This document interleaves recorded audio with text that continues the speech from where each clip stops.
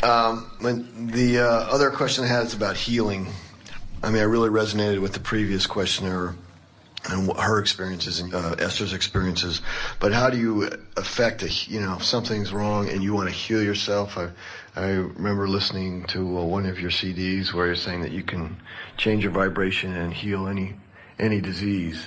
Well, you can. The trick to healing is, so here you are, and here's where you want to be. Now, think about the different thoughts that you could think about a particular diagnosis or physical condition. So if you're focusing on where you are you looking toward how you want to be, or are you looking at where you are?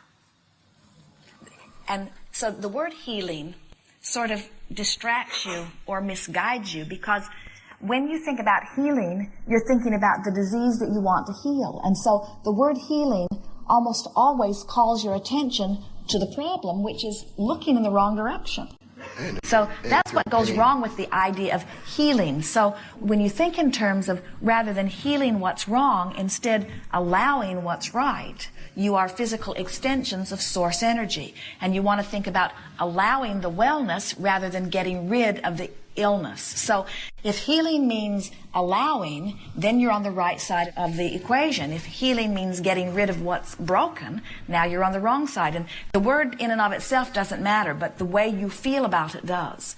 So many people are thinking about getting rid of this thing I do not want. Well, that never works. You've got to allow what you do want. And that's the thing that's a little troubling when something is manifested. Now you've got something you're noticing, a sensation or a pain or a bump or a diagnosis or an x-ray. There's something that is tangible that then feels real. And that's the thing that we really want to shake up within all of you today. We want you to stop letting reality count for so much, because reality doesn't mean diddly squat. All reality is the measurement you've taken of the vibration that you've been offering. But as you heard us say emphatically already here today, you can't get stuck. And when you speak of reality, often the word reality sounds like it's static. It sounds like it's finished. It sounds like I'm stuck here. And all it is energy in motion. That would be like saying I am a traveler on my way to San Diego, but I'm in Yuma. My reality is Yuma. My reality is Yuma. And we say, no, your reality is not Yuma, and your reality won't even be San Diego, because you're always in motion. It always unfolds. So if you think in terms of, I am always moving toward my newest idea of that which I now prefer from where I now stand, and realize that your physical body will follow the train of your thoughts, then you just have to ask yourself, are the train of my thoughts looking toward wellness, or are the train of my thoughts looking toward illness? It is interesting the number of people that feel horrified if they don't have insurance coverage or health coverage. Yeah.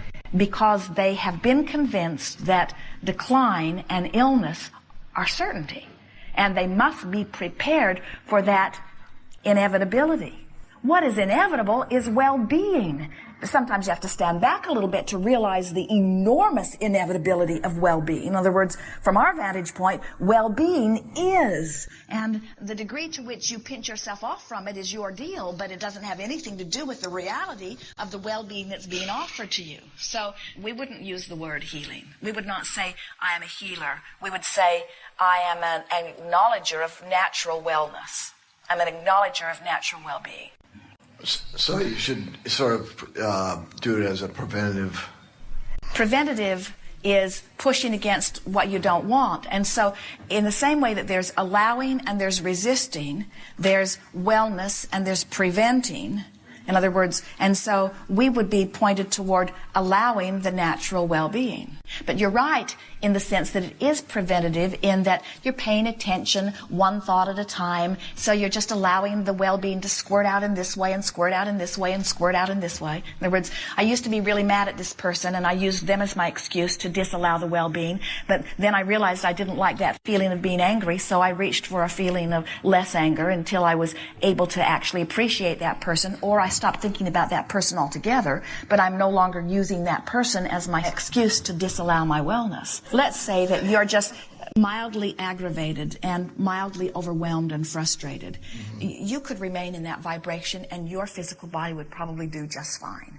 It's the stronger issues of unworthiness and feelings of true hatred or feelings of fear or feelings of depression. Those are the stronger, longer vibrations that hold you further apart from the well-being. Because the vibration of well-being is so strong, it can survive a lot of resistance. But over time, you sort of acclimate to the disallowance of the well-being, and in doing so, you experience the absence of it. There is wellness, and then there is not allowing the wellness, but there is not illness. When you're looking at physical manifestation and you say, well, I can see the full embodiment of illness, and we say, don't look at it that way. Don't look at that as the full embodiment of illness. Look at it as the pinching off of wellness. So you're standing in the middle of something, some subject that doesn't have anything to do with your physical wellness. You're not talking about your body. You're not talking about some diagnosis. It's totally off the subject. You're talking about money, or you're talking about your love life or a relationship or something. So there you are, and here's where you want to be relative to that subject. But for whatever reason, maybe because of who you're talking to, maybe because of the intensity of the subject, you find yourself deliberately beating the drum that's taking you on this side rather than on this side. And the negative emotion that ensues is your indicator. Not only are you disallowing this subject from moving closer to what you want, but you are, in general, disallowing the energy of well-being. When you beat the drum of something unwanted, it does not only affect that subject that you are focused upon, it affects your ability to allow well-being on all subjects. Haven't you noticed that when you're in a bad mood, you're sort of in a bad mood about everything? And when you're in a good mood, you're sort of in a good mood about everything. In other words, things blur and bleed together much more than most people realize. And so that's why when you are newly in love, everything starts turning up, because you're focused upon something that allows the energy to begin flowing again, and everything improves. There are so many people that go from sick to well because they have fallen in love. There are so many people that go from poor to wealthy because their love interest distracts them from the normal thoughts that were holding them in the place of not allowing the well-being. Yes. Okay, I got it. But one of the things that led me to about the healing was I had this extreme pain in my shoulder blade, and I went to an acupuncturist, which I've had success with before, and we've gotten out of my shoulder, and now it's into my elbow. Now, that's really a wonderful thing for you to acknowledge, because what that says is the symptom or the disease is too strong a word, but we're going to use it. The disease is not a reality because it's moving all around. Right. And I didn't go to him right away because I thought that I could get to a wellness place vibration and it would go away. So what I'm asking is there a way to integrate that with a so-called healer, or don't bother, or... Whatever works. In other words, we would not encourage you to do or to not do anything, because in the same way that we were saying the path of least resistance for someone truly depressed might be to find something that they're really mad about, and that would be an improvement. We would never say that any action that you're taking is inappropriate, because if it makes you feel better,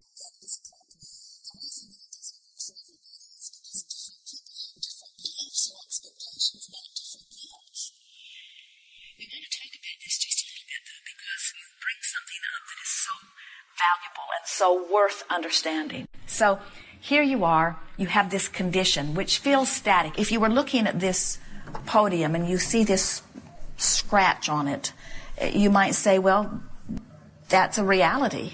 And so when you have a spot on your shoulder that is hurting, you think of it like it's like that, it's done, and now somebody needs to get out the sandpaper and somebody needs to get out the varnish. But the sensation that you have in your body is just about a snapshot in time about energy moving. And this acupuncturist has really helped you to understand that, because he has been able to work with you and manipulate your energy and move the spot from there over to there. Right.